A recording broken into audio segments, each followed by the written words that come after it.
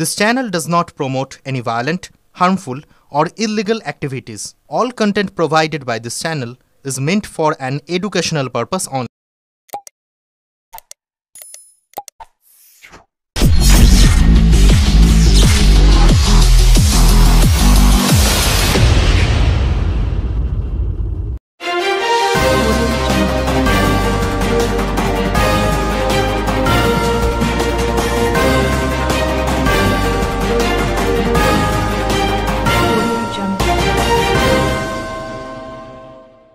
উত্তরপাড়া পৌরসভা সাফাই কর্মীদের ধর্মঘট উঠল।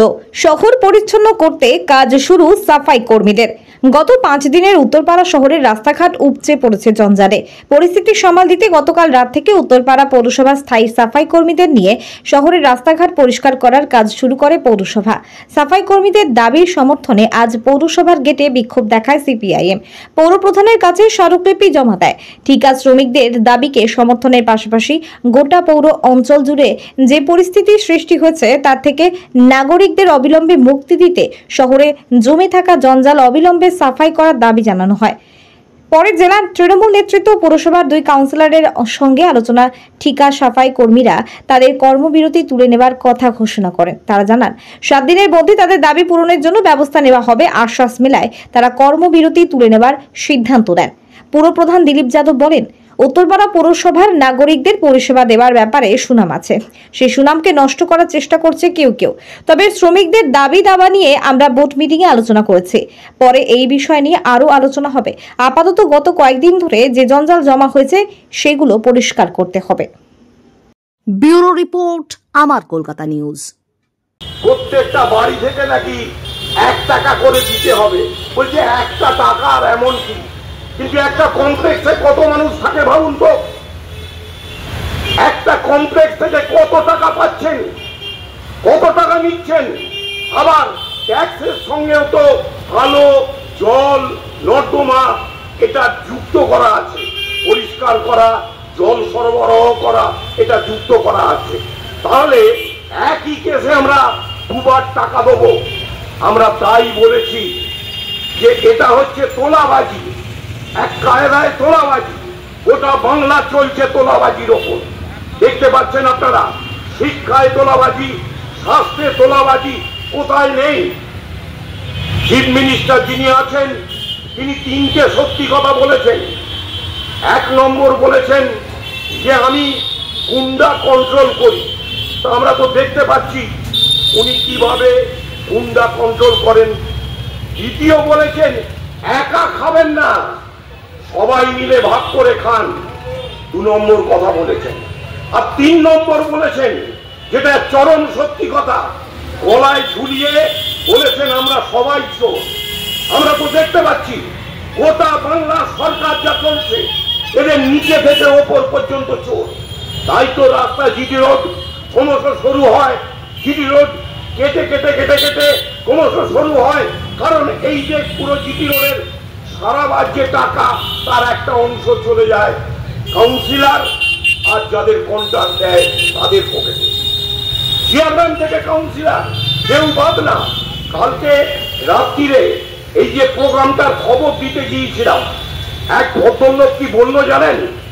বললো আমি আমার কাউন্সিলরকে, 17 নম্বরের কাউন্সিলরকে ফোন করেছিলাম। উনি বললেন ও জঞ্জাল রাস্তায় ফেলে দাও। তাহলে ভাবুন উন্নয়নের কি মাপকাঠি। আমি জঞ্জাল কোথায় ফেলবো? আমার বাড়ির সামনে তো ফেলবো না, অন্য এক জায়গায় গিয়ে ফেলুন।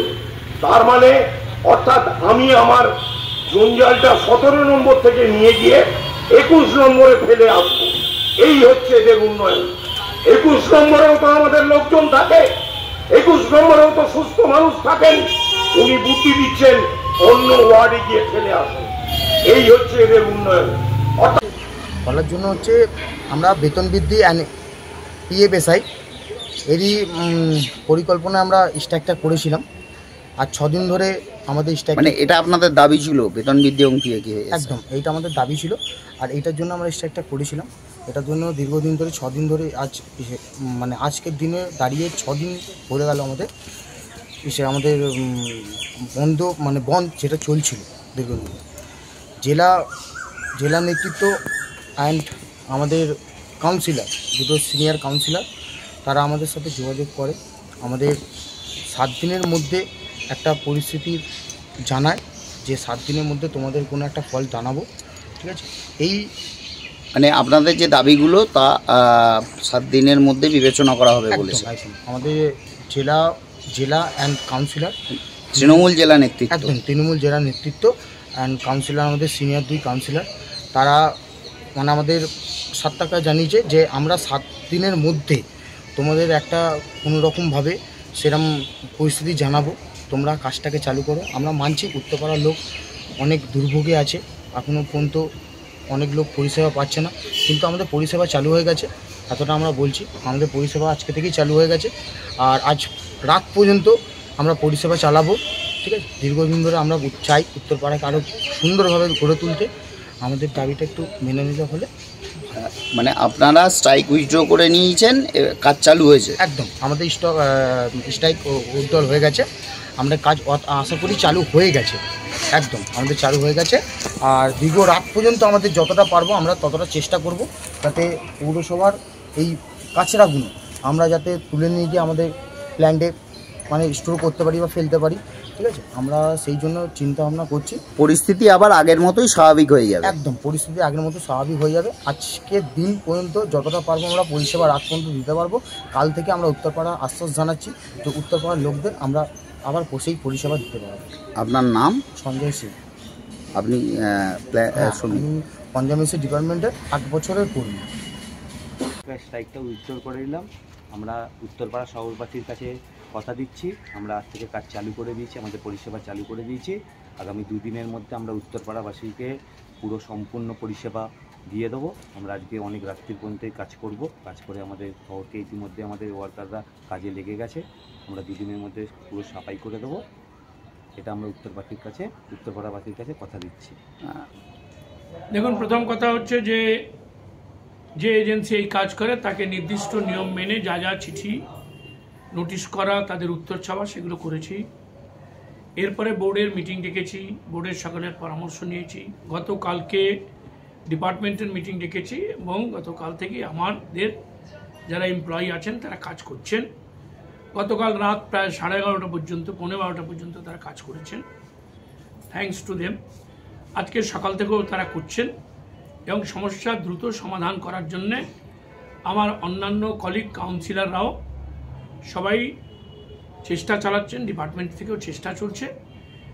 আমি সকল মানুষকে আপনাদের মাধ্যমে আশ্বস্ত করতে চাই যে এই শহরের নাগরিক পরিষেবার ক্ষেত্রে এই বোর্ডের অত্যন্ত সুনাম আছে। সেই সুনাম কিছুটা এই কয়েকদিনে নষ্ট করার জন্যে যারা চেষ্টা করেছেন তাদের প্রত্যেকের কাছে আমার অত্যন্ত বিনয়ের সঙ্গে আবেদন যে দীর্ঘদিনের সাফল্যের সঙ্গে কাজ যেভাবে এই বোর্ড করতে পেরেছে আগামী দিনও করবে এবং মানুষের সমস্যা দ্রুত সমাধান করা হবে। চিন্তার কোনো মানুষের কোনো কারণ নেই। যতদিন এই বোর্ড মানুষের যা যা প্রয়োজনীয়তা সব পূরণ করেছে, আজও করছে এবং আগামীকালকেও করবে। স্ট্রাইক কি এই যারা ক্যাজুয়াল ওয়ার্কার বা কন্ট্রাক্টর ওয়ার্কার তারা কি তুললো? আবার স্ট্রাইক বলতে আপনারা যারা সবাই বলছেন বা বলার চেষ্টা করছেন, স্ট্রাইকের মিনিংটাই হচ্ছে they should inform us first, then they go for strike with some specific regions and specific systems. One fine morning, if some people think that neither we will work nor we will allow anyone to work, it is not a strike at all. Strike bolte amake notice korte hobe, we are the principal employer of the agency, আমাদের কাছে বলতে হবে। আমরা তাদের সমস্যা address না করলে শ্রমিকের অধিকার আছে স্ট্রাইক করার, কিন্তু সঙ্গে শ্রমিকের দায়িত্ব আছে কাজ করারও।